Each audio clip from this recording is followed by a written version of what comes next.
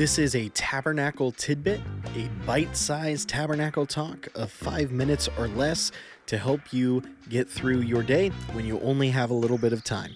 We hope this helps you to know Christ, grow in His Word, and show His love to others. Let's get started.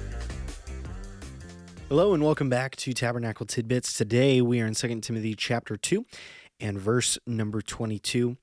And the Apostle Paul writes this. He says, "Flee from youthful passions and pursue righteousness, faith, love, and peace, along with those who call on the Lord from a pure heart."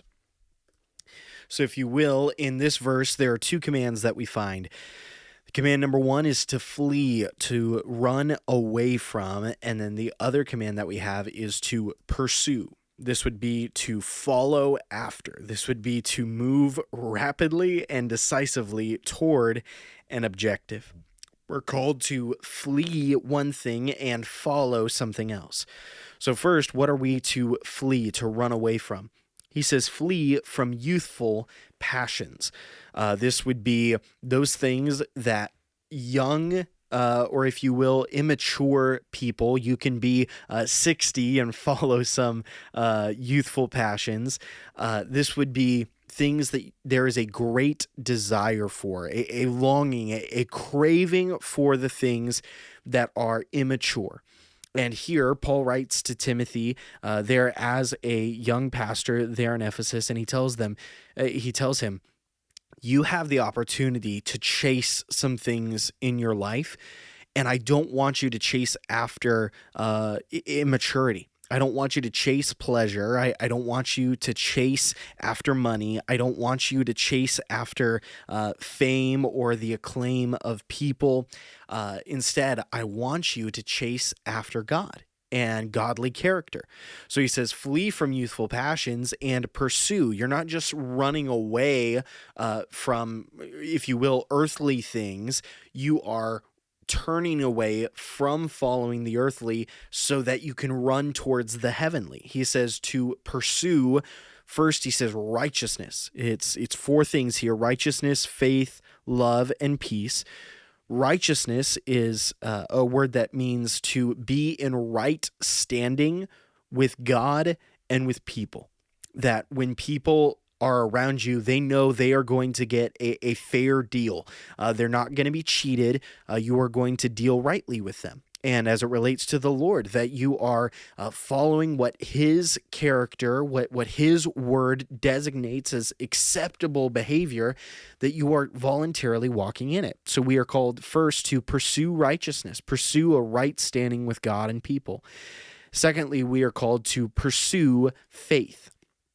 That is being both for us, that we would believe God, that we would trust in His word, that what He has said that He will do, He will be faithful, He will be believable to complete, that we would believe personally that God would work, but then secondarily, that we would be faithful, that others, when we speak, we would be honest, that we would be trustworthy, that people don't have to wonder, okay, well, he said he was going to do this, but I feel like he's definitely going to forget. I feel like he's going to, wake up that day and go, well, I know I said I would help with, this or that. I want to help with the moving, but, maybe not. And I'll just stay asleep in bed. That's not a believable person. May we pursue righteousness. May we pursue faith, both that we would believe God and act and operate in faith and trusting God's word that He will be faithful. And then let us personally be faithful, believable, and trustworthy. So he says, flee from youthful passions, pursue righteousness, faith, love. This would be agape, a self-giving, sacrificial love, a love that doesn't really care about what happens to the person that's giving the love.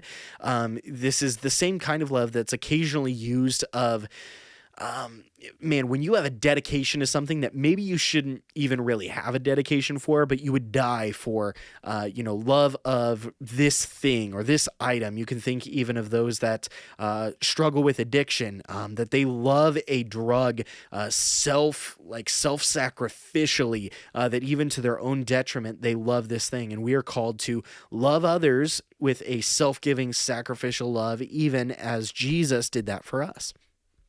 So we're to pursue righteousness, faith, love, and peace. Even as we'd hear in Colossians chapter 3, the Apostle Paul says, let the peace of Christ officiate, rule in your hearts, that you would allow God's peace to determine some of the decisions that you make. That is this right to do, or maybe there's a couple right options. Allow God's peace to determine those actions. That when you feel the peace of the Spirit to work, that's when you move forward in a decision, or you allow what brings peace into your relationship with others to determine your actions, not pride, but instead peace. So we pursue righteousness, faith, love, and peace, and then very briefly, along with those who call on the Lord from a pure heart. You are not running the Christian race by yourself. You are running it with brothers and sisters, with leaders, with pastors. Involve them in your walk.